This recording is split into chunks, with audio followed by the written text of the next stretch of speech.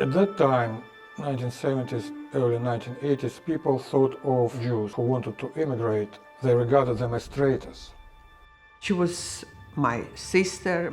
Two KGB people came to our house. They found a taping machine that she was taping all the Hebrew, and that's it. It was enough. They took her to prison. My friend Barbara, who lived just up the road, said, "We've got to do something about it." You know, as I said, what could I do with 4 kids in the bath? We were 35-year-olds who were holding a hunger strike for a 35-year-old Jewess in prison in the Soviet Union. The idea was a picture tells 1,000 stories, and when we had these wonderful pictures, people read about it. We were a bunch of housewives, so that made us unique. We called the press time and time and time again. They said, more or less, go home and bake cakes, but in a nicer way. Until one of the people answering said, "Oh, it's those 35s again."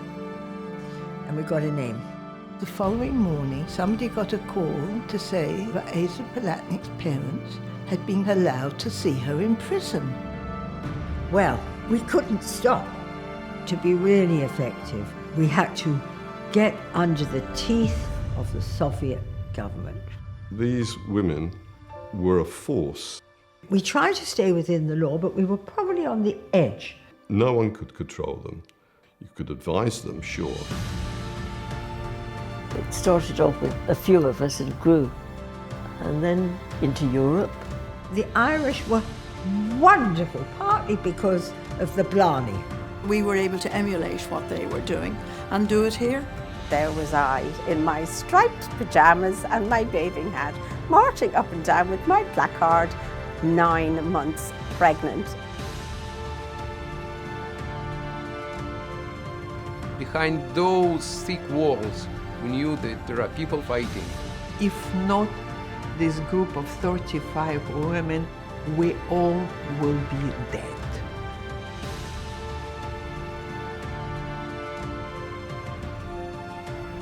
We were told to tell nobody. We had names and addresses. We were told under no circumstances to use taxis.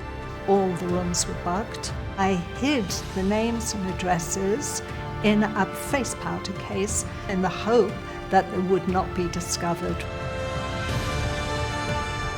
I have a unique experience in my life when you're taken straight from hell to paradise in one day.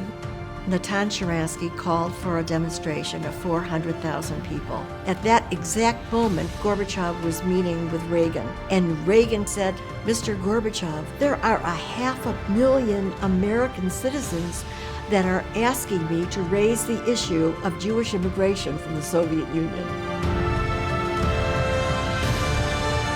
I came out of that organization a changed woman.